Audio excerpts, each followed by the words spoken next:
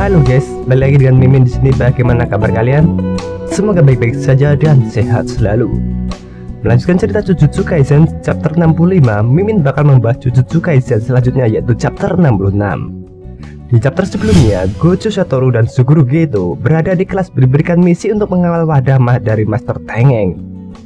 Oke, tak usah lama-lama, mari kita masuk ke konten.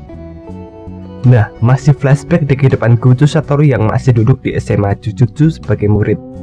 Chapter 66 diberikan judul yang artinya inventaris tersembunyi. Nah, plot tempat terlihat Suguru Geto dan Gojo Satoru berada di kelas SMA Jujutsu yang sedang mendengarkan misi yang diberikan kepada mereka oleh Masamichi Yaga. Dan dari misi ini terdapat pokok yang inti dari percakapan mereka, yaitu pertama, misi Gojo Satoru dan Suguru Geto adalah mengantarkan wadah plasma ke Master Tengeng.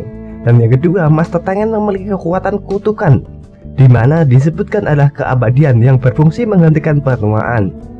Namun, walaupun tidak memiliki masalah dalam penuaan, Master Tengeng ketika masuk usia tertentu akan mengalami evolusi. Ketiga, dan jika Master Tengeng berubah evolusi tanpa menyatu dengan wadah plasma, Master Tengeng bisa saja akan berubah menjadi musuh bagi manusia. Namun jika dalam waktu 500 tahun sekali, tepatnya hari ini, Master Tengeng menyatu dengan bintang plasma, maka Master Tengeng akan meredaksi atau menulis ulang tubuhnya, dan kutukan abadi akan berhenti mengubah tubuh Master Tengeng. Keempat, Master Tengeng merupakan pilar dari dunia Jujutsu. Tanpa Master Tengeng, dunia Jujutsu tidak akan stabil dan menjalankan misi pun akan semakin sulit. Yang kelima, Master Tengeng harus menyatu dengan wadah bintang plasma dalam waktu 2 hari di bulan purnama. Maka dari itu, misi Gojo dan Suguru Geto telah mengantarkannya. Yang keenam, karena lokasi dari wadah sudah bocor, ada kelompok yang mengincar wadah tersebut, terutama kelompok Q dan kelompok bintang religius. Mereka semua berusaha mengambil alih dunia Jujutsu dan menggulingkan Master Tengeng.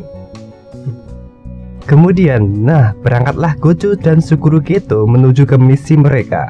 Ketika di jalan, mereka berdua tampaknya tidak khawatir terhadap kelompok religius, tetapi kekhawatiran mereka adalah kelompok Q yang merupakan pengguna kutukan juga.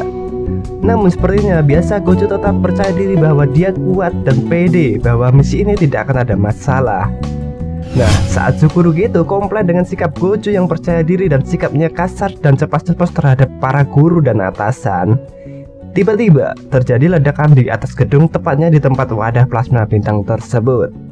Nah, setelah ledakan tersebut, wadah plasma bintang dilempar dari gedung tersebut oleh pasukan kelompok Q. Nah, namun sebelum gadis wadah plasma tersebut jatuh ke tanah, Suguru Geto mengeluarkan kutukan burung dan terbang, guys. Dan tepat sekali Suguru Geto menyelamatkannya sebelum mengenai tanah. Nah, di sini diketahui musuh mereka bernama Kokun. Suguru meminta untuk tidak membuat masalah untuk pagi ini, sedangkan Kokun membalas Suguru untuk menyerahkan wadah tersebut. Lalu untuk Gojo Satoru, tiba-tiba muncul serangan ke arah Gojo Satoru. 5 lemparan pisau belati menuju ke arah Gojo. Nah, bukan Gojo Satoru kalau tak bisa menghentikannya. Tepatnya Gojo menggunakan kutukan infinity-nya. Dan diketahui pasukan kelompok Q yang bernama Pierre mengetahui bahwa Gojo adalah penyihir kuat dan memintanya untuk membuktikannya. Tapi sebelum kita mengetahui kelanjutan dari pertempuran Gojo Satoru dan Suguru Geto, kita pindah ke tempat Xiukong yang bertemu dengan anggota klan Zen. Mereka merencanakan pembunuhan wadah plasma tersebut. Dan benar, klan Zen menerima permintaan tersebut dan menerima kontrak untuk membunuh wadah plasma bintang tersebut. Nah, bagaimana kelanjutan dari pertarungan Gojo Satoru dan Suguru Geto? Langsung saja kita menuju ke chapter 67.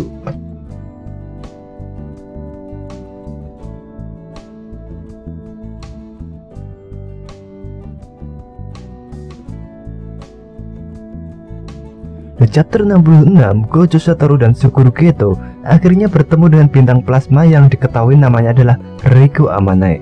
Sedangkan kelompok bintang religius bekerja sama dengan Toji Fushiguro untuk menangkap wadah plasma.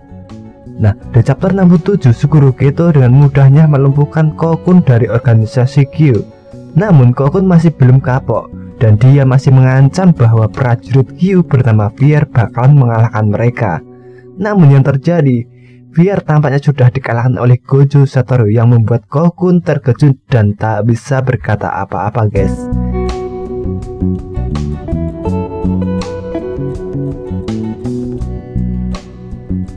akhirnya organisasi itu bubar guys.